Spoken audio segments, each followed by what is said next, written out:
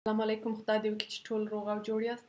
د ویډیو په دې برخه کې موږ نن زده کوو چې څنګه خپل بلاګ ته مواد ور اچولی سو. څنګه چې ستاسو په یاد دي موږ تر دغه ځایه پورې خپل په بلاګ کې را رسېدلي یو.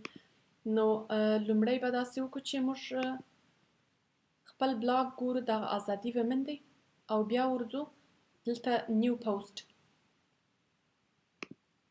دغه نیو پوسټ زه وهم او دغه ته یو نوم ورکوم.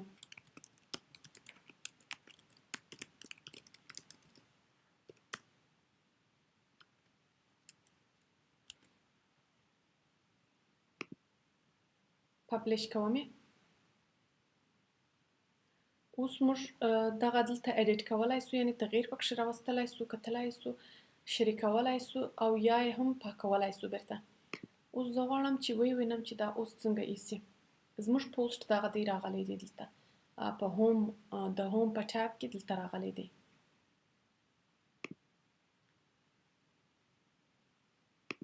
که زه وغواړم چې بل پوسټ ولیکم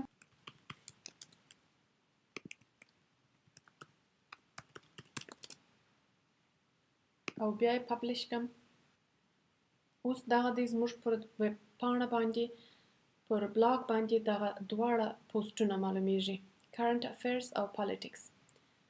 اوس موږ کولی سو چې دغه دواړو ته جلا جلا ورسو او کلیک پر وکړو. که دلته ډیر متن لیکل سوی وي هغه موږ چې کلیک پر وکړو بیا یې بشپړه متن لوستلی سو. اوس موږ په کانټیکټ اس او اباوټ اس کې څنګه تغییر راوستلی سو. دا خو تر هوم پورې سوه. کله چې موږ دلته راسو پیجز ته موږ یې وینو کانټیکټ اس، اباوټ اس او هوم. په دغه هوم کې دا اوس موږ دوه پوسټونه وکړل او په اباوټ اس کې که موږ غواړو پوسټ وکړو بیا موږ ایډیټ ووهو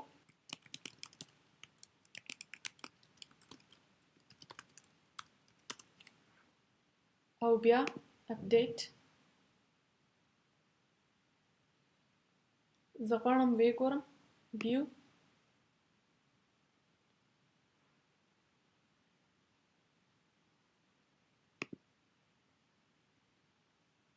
دغه دی راغی زموږ پوسټ. که موږ وغواړو د دغه طریقه هم په دې بلاګ کې تغییر راوستلی سو. ایډیټ پیج دلته یا یې دغه لینک ایمیل کې استولی سو، بل ځای بلاګولی سو، ټویټ کولی سو، په فیسبوک باندې شریکولی سو، پینټرسټ ته یې لیږلی سو یا په ګوګل پلس کې یې شریکولی سو. اوس د مثال په توګه زه یوه مقاله پکښې خپروم چې زه به هغه راواخلم د دغه خپل بلاګ څخه.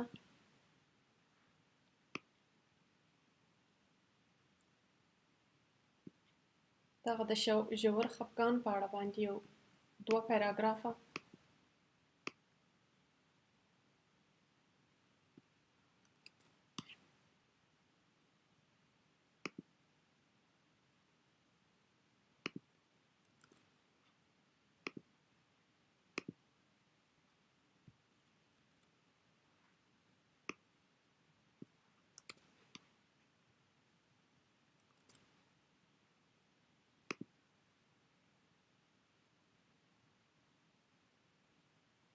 بیا ویو.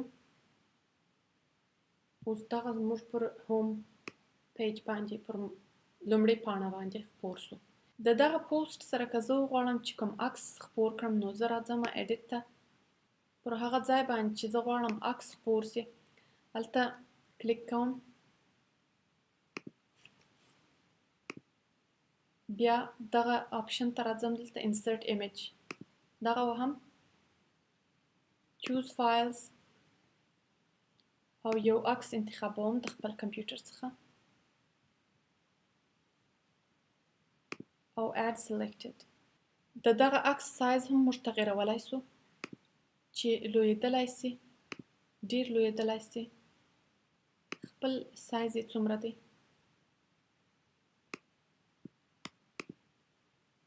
او راسته لاسته وي، چپه لاسته وي، په منځ کې وي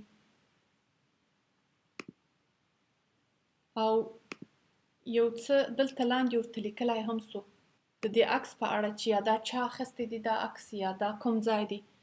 بیرته د عکس په اړه معلومات هم پاکولی سو او عکس بیرته پاکولی سو. خو زه به بیرته ورسم، عکس به راواخلم.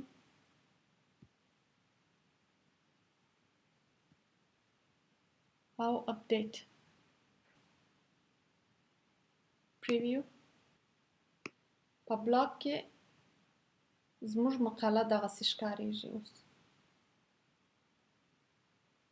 دا مقاله تاسو دلته شریکولی سئ په ټولنیزو رسنیو باندې او دلته یې درته کامنټونه او تبصرې کیدلی سي. دغه تبصرې د کامنټس په برخه کې فلټر کیدلی هم سي.